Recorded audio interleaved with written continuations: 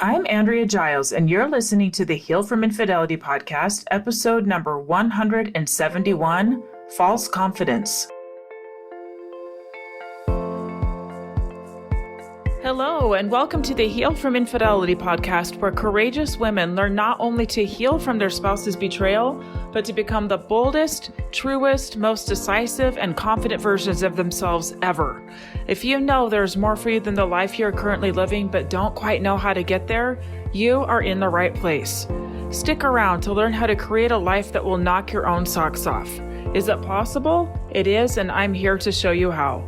I'm your host, Andrea Giles. Are you ready? Let's dive in. Hello, everybody. Welcome back to another episode of Heal from Infidelity. Today, we are going to be talking all about false confidence.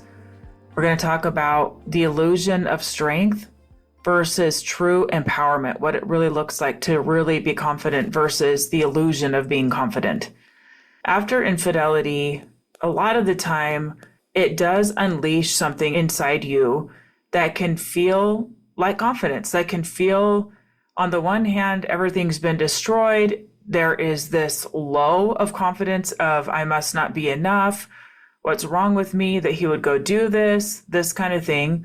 On the flip side, sometimes there is this burning fire inside of you to do things differently. I'm not going to take this. I'm not okay with this. Like a boundary, a big boundary has been crossed, and it can open that up to go, no, I'm not okay with this, right? And that's good. That's a good thing. The problem is that sometimes what I see people do is they experience infidelity, and then they sometimes feel this pressure to appear strong, to appear in control, to appear like it's not hurting them as much as it is, to appear like they've got it figured out, or to go to their spouse and make demands of things that they want, that they need, like real things that they want and need, but in a way that is not as effective, because underneath all of it is still this piece of fear and doubt and insecurity. Why this matters is because at the beginning, and in any relationship as well, while we might feel like putting on a brave face is necessary to protect ourselves, it ultimately, if healing and connection is what we want, keeping up this facade, keeping up this image of strength while feeling insecure on the inside is going to block your ability to heal and block your ability to connect, okay? How does this show up? Sometimes how this shows up is when I have clients that are afraid to admit to their spouse how they feel, that are afraid to admit to their spouse how it has torn them up, and they put on this brave face. They're afraid to really, really vulnerably ask for what they want because they don't want to be seen as weak. Or it's almost like they overperform, like I'm going to, throw things in revenge and show so much anger so he understands the hurt because that's the only way I'm going to get heard here. When in reality, often underneath that, there is this sense of insecurity, like I'm not going to be heard, right? Or like what I have to say doesn't matter, or has been unheard in the past, and this is the only way it's going to get heard here. And that's not okay either, right? Ultimately, that hurts you, because it's like I have to be performative to get what I want. And really what we're trying to get to is being able to just be honest about where we're at, the things that we are confident in, the things that we're not confident in, without control, without bravado, without even being performative. And the way through this is learning to be more authentic. Is growing your capacity to be more authentic, moving from masking pain and masking real feelings to building authentic inner strength that you're not quite so afraid of letting other people see. Hint, it doesn't look theatrical, it doesn't look like bravado, and it does not look like control, okay? Now, on the flip side, sometimes when people have been betrayed, their spouse becomes very theatrical, lots of bravado, lots of love bombing, lots of loud proclamations. And a lot of this, honestly, in some situations is coming also from insecurity. Like, if I don't do this, she's going to leave, or he's going to leave. If I don't show up in this way, he's going to leave. And ultimately, we can sniff that out, and it's not going to be as effective as you think. It comes off often as insincere, and that is not what we're going for, right? At first, when there's been a betrayal, there should be a lot of remorse, right? And you should be able to listen to the episode a little bit ago about remorse, as this will go into more detail about what that actually looks like, okay? But hopefully, if there's an attempt at recovery, even if there's not an attempt at recovery, even if you both know you're going different ways, remorse is still really important just to heal, just to be able to move forward. But in remorse, there is going to be a lot of apologizing, a lot of I'm here, a lot of empathy, a lot of tears, probably a lot of sorrow. And with that, there is a sincere brokenness, a sincere I'm cracked open and letting you see me. What I'm talking about is more performative of I'm going to go buy you all these gifts. I'm going to take you on a trip. I'm going to tell you 100 times a day how amazing you are. I'm going to shout it to the rooftops. And especially if this is behavior that is new, if you have not seen this kind of behavior before, it's going to seem insincere. Some of this is more, it may be coming from a place of control. Like, look how amazing I'm being, she can't possibly leave. Or from a place of absolute fear that if I don't do this, she's going to leave. Okay? Either way, that's insecurity underneath that.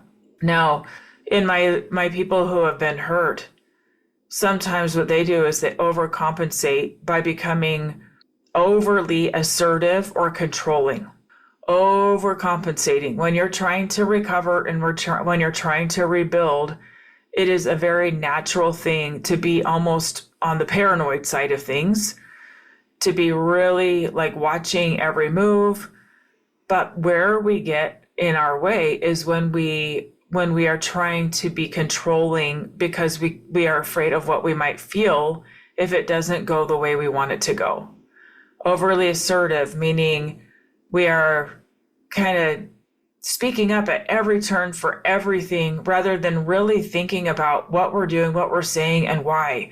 There's not a lot of reflection. There's not a lot of slowing down to really think about what we want and then how we want to communicate that. It's very reactive.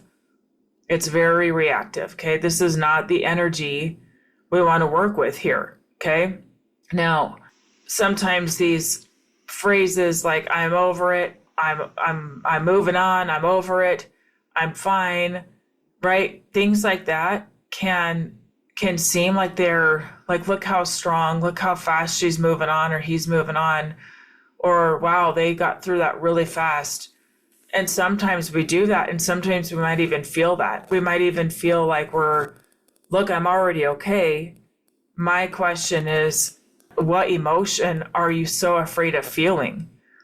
I have to interrupt my recording here to say, if you hear more background noise this time, I apologize. It is very, very windy outside, and I think my mic is picking up on some of that. So if you hear a little extra sound, that's what it is. It's like a windstorm out today.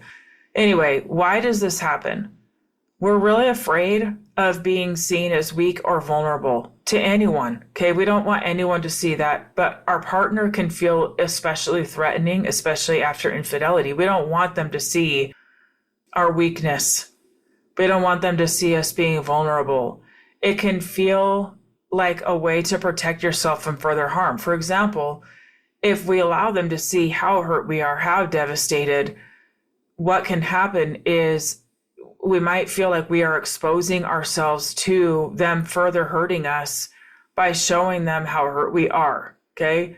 Like if I allow them to see, if I crack myself open here, if I soften and allow them to see, who's to say I'm not ultimately going to be rejected, okay? Who's to say I'm not ultimately going to be left? And then I like open myself even more and hurt myself even more.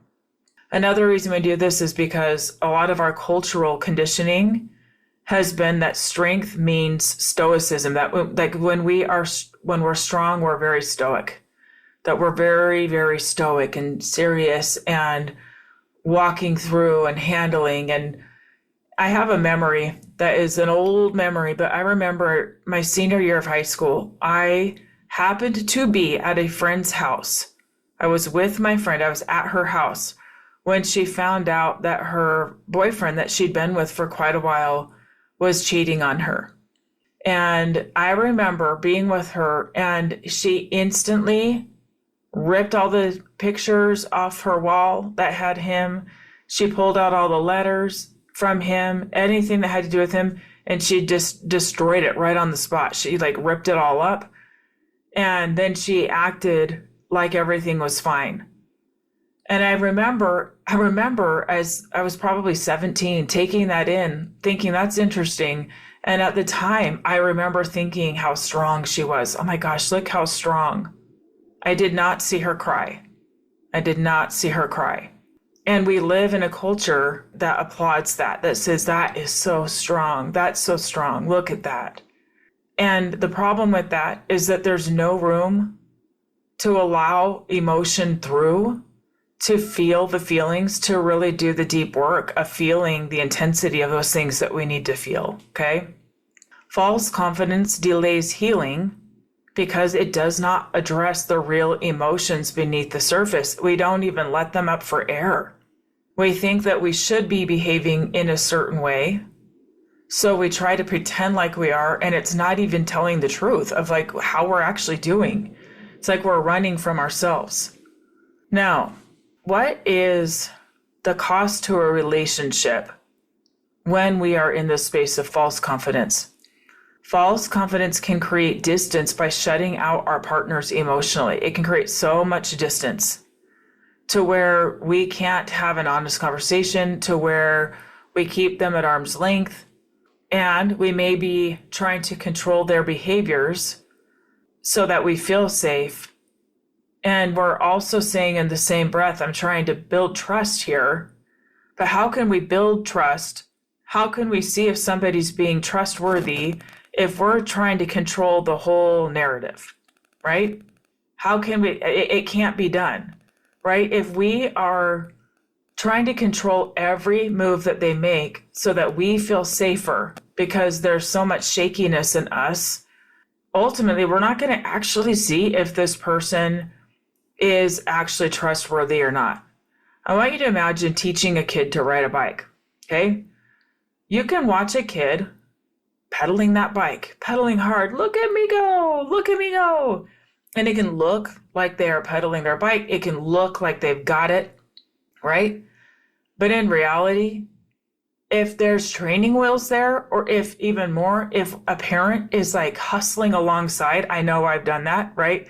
Where you're like holding onto the handlebars and running with them so that they're not just free falling, right?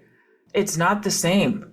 They're not actually riding that bike on their own, right? It's the same with this. We don't really want to be with somebody that we have to control everything, or that we have to spell it out so much, or they're not going to do it. Yet this is exactly what we often do, is we try to control it. We try to control what it looks like. And ultimately, we are not going to have the trust that we want because we're not going to see what they do when we're not right there telling exactly what we want done, okay? Now, let's talk about you individually. In your own personal growth, this is a big one. It's really important. Suppressing insecurity can prevent self-reflection and growth. Isn't that interesting? The insecurity itself is not a problem.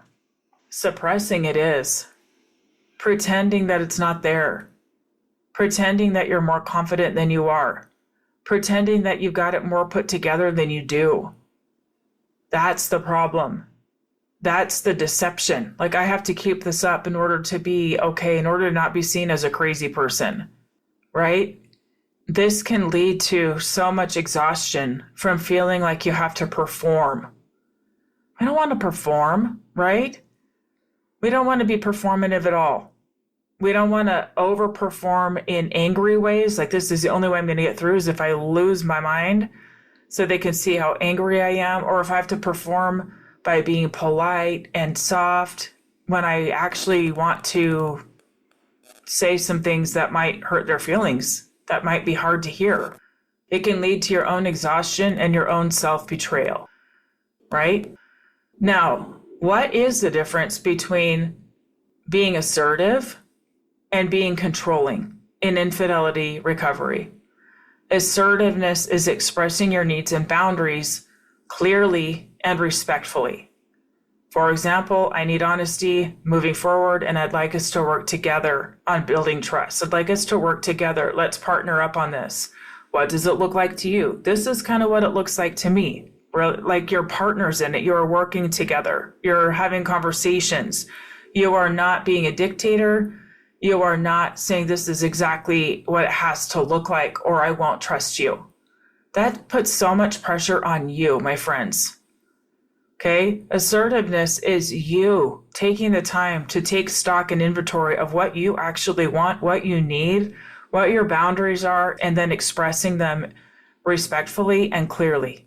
You're not demanding them, you're expressing them, and then you're seeing if your partner will meet you there. Control is forcing your partner to behave in a certain way so you can feel better, right? You're not allowed to go here. You're not allowed to talk to this person. You're not allowed to blah, blah, blah, okay? When we express our needs and wants really clearly, I do not want you to go to this thing because of X, Y, and Z. I'm very uncomfortable with it, okay? That is okay. That is okay, all right? It's when we make demands and say, you can't, you're not allowed to. That's a problem, because what we ultimately want to know is if our spouse will respect us, if our spouse will hear the things that we have to say. Okay, assertiveness builds bridges to trust, while control reinforces fear and distance. All right? So what does actually build confidence after betrayal? True confidence. The golden question, right? You might be listening going, okay, I understand all of this. I hear ya. And now what? What do I do? All right. There are 4 different pieces to this. Number 1 is acknowledging your pain. True confidence starts with admitting where you're hurting, being a witness to yourself, seeing yourself going, I see that I am really hurting, or that I feel really shaky about this thing, and it's okay. It's okay. Admitting it. It's okay. I feel really insecure right now, and it's okay. I feel really scared right now, and it's okay. I'm working through it. Number 2, taking ownership of your healing. This is a really important piece right here. Okay? Recognize that healing does not depend solely on your partner's actions. That's a big one. Often we think it does, that if they would do this and this and this, then I would be able to heal and be fine. And in reality, true confidence comes from you taking full accountability for your own healing. Guess why? No one can do it better than you. No one can do it better than you. And a lot of the ways that the infidelity is affecting you are because it has hit on a nerve that is probably very old, something from your youth where you felt like you weren't enough, something that was birthed long before you even got in this relationship. This is yours. This thing was landed in your lap, but it's yours to heal. Your partner can do a great deal of good to help. Partners can also do a great deal of harm. And sometimes we have to leave them as part of our healing, right? But you building confidence by taking steps forward will help you in your own emotional recovery. Okay, this looks like getting help when you need it, asking for help when you need it, learning to ask for what you need. Number 3, release the need for control. Control might feel like safety, but it is a false sense of security. It's not real. Control has right behind it so much fear. It's not real. Okay? Trust, real trust in yourself, real trust in others, is rebuilt through consistency and communication, not force. Not force. We cannot force our way to healing. We cannot force our way to connection. We cannot force our way to trust. Can't happen. Number 4, rebuilding self-worth.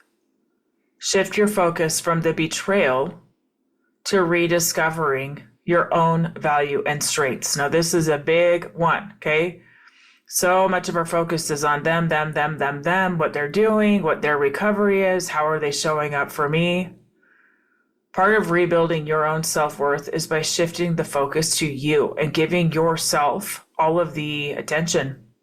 Really doubling down on knowing what your own values are, what your own strengths are, what you're willing to tolerate, what you're not willing to tolerate. These are the things that help you get your footing back under you of who you are, what matters to you, what you stand for. These are the things that are going to allow you to be assertive in a way that is effective rather than controlling. Now, to wrap this up, authentic confidence comes from cultivating a lot of resilience around your emotions, not by white knuckling our way into situations, out of situations, pushing for things that on the surface we say are going to make us feel better, but that are really just a mask for things that we don't want to feel. The more you can learn to sit with discomfort and trust yourself to handle the challenges that come, the better. Okay, this looks like, I know I might get triggered, it might happen, and I know I can handle it. I have tools, I have skills, I know how to handle it. That's power. You know what's not power? Never getting triggered. Nope. We're going to get triggered.